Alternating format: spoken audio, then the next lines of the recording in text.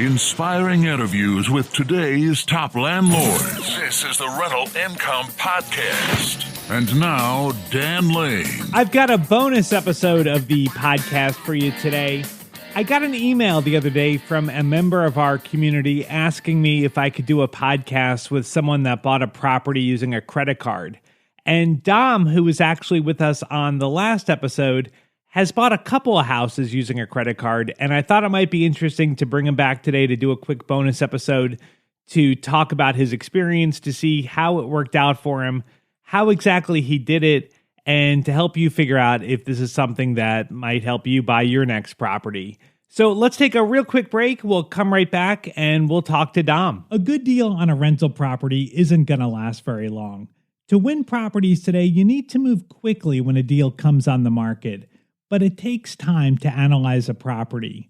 I want to let you know about an app where you can analyze deals on your phone in seconds.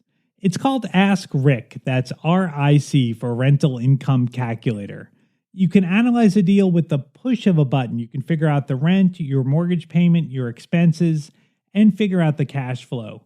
If the numbers make sense, you can make an offer right there on the app, or you can send a calendar invite to your agent to see the property in person. Ask Rick is currently offering a free 7-day trial. Just search for Ask Rick in the App Store or go to Just Ask Rick. That's R-I-C, justaskrick.com. Dom, let's start at the beginning. Tell me about the first house you bought with a credit card. Okay. When I made my first purchase, I guess mortgage companies sell your information to various businesses, and I was getting lots and lots of credit card offers.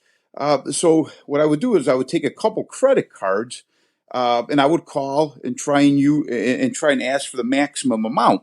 And sometimes what they have are these cash advance or these convenience checks. Right.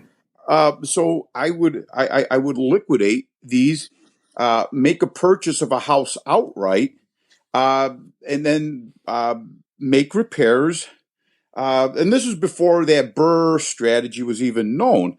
I was doing that basically with my credit cards. Sometimes I would have to use maybe 2 credit cards and get the convenience checks, again, to buy the house totally outright, make repairs, and then get a renter.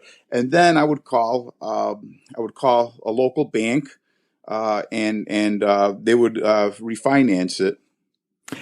Your plan was never to own the properties long-term on the credit card. This was just a way, instead of maybe getting a hard money loan or a private investor to loan you money, this was just a way to short-term fund your property.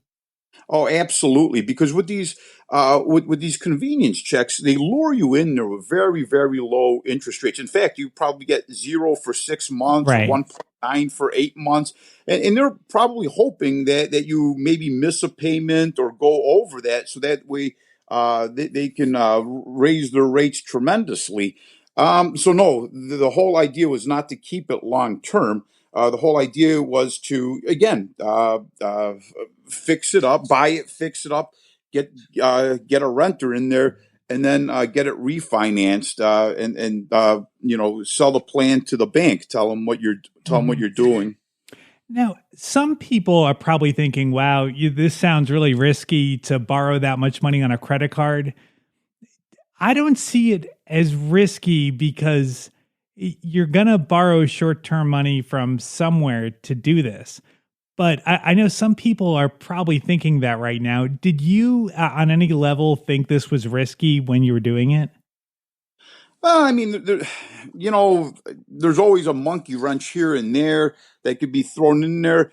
But this was a lot preferable than hard money lenders. Mm-hmm. I looked into that, and the fee you had to pay from the get-go, the insane rates. There's a lot of hidden fees here and there. Right. The whole idea is to know the market, to kind of guesstimate how much you can pay in repairs. And again, the whole idea is just to get this done within a couple months. Right. And it's very important. It's very, very important to coordinate this with a bank. I probably wouldn't suggest doing this without having a relationship with the bank to begin with, and tell them what you're planning on doing.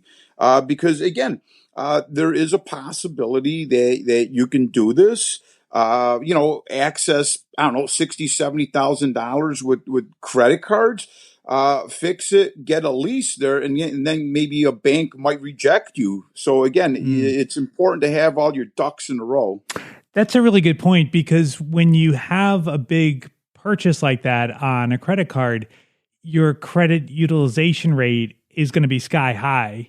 And a big part of your credit score is how much credit you're using. So if you go from having a couple of $1,000s on your credit card to all of a sudden now you have 70,000, that could tank your credit and make it harder for you to qualify for that mortgage. And that's the whole point of doing this. You want to get out of that loan. So that's a really good point. Definitely talk to your loan officer and make sure that they're doing this. So that's what you did. You talked to your bank and said, "Hey, this is what I'm trying to do."